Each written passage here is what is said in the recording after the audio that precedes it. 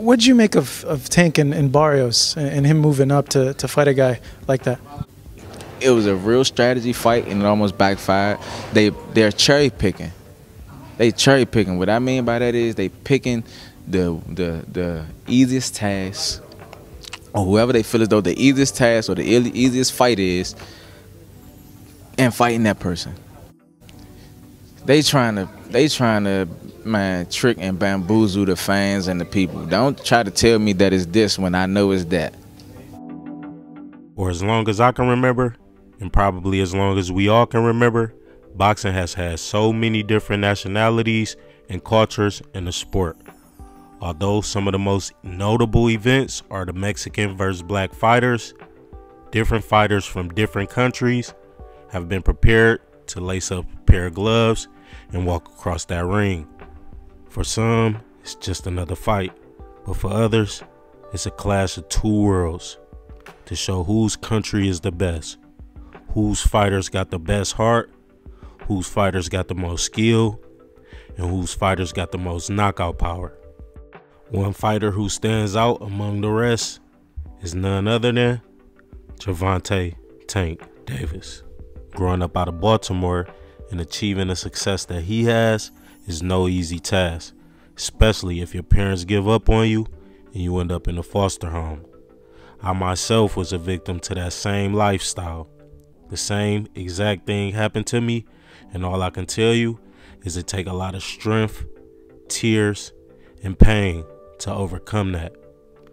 Gervonta, for me, will always be one of my greatest inspirations and will always be one of the best boxers I've ever witnessed. But in saying that, he could never be the best fighter to me. To be the best fighter, you have to be willing to fight against anybody and prove who you are. And Tank does not fight against anybody. Tank, as much as I hate I have to say this, does not fight black fighters. My recent trip to BoxRec, I have the receipts. With a 29-0 record and 27 knockouts, you would think his own race would be existent.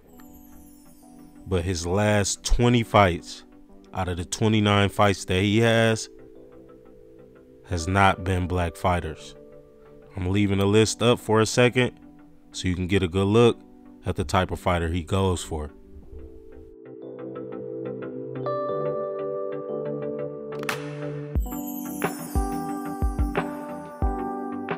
So basically, in the last 10 plus years, Tank has chose not to fight black fighters, even though he's been called out by many, including Devin Haney, Frank Martin, and Puerto Rican and black Shakur Stevenson. You would think he'd jump at the possibility to fight Shakur. I mean, because he is part Puerto Rican.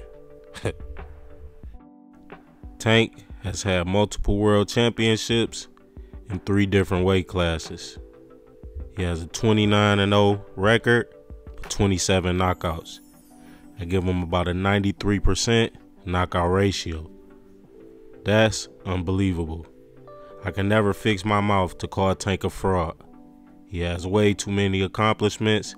He's done way too much for the sport for anybody, and I mean anybody, to try to downplay who he is and his star power. But we all, and I think I speak for all of us when I say all of us, want to see him face a black fighter.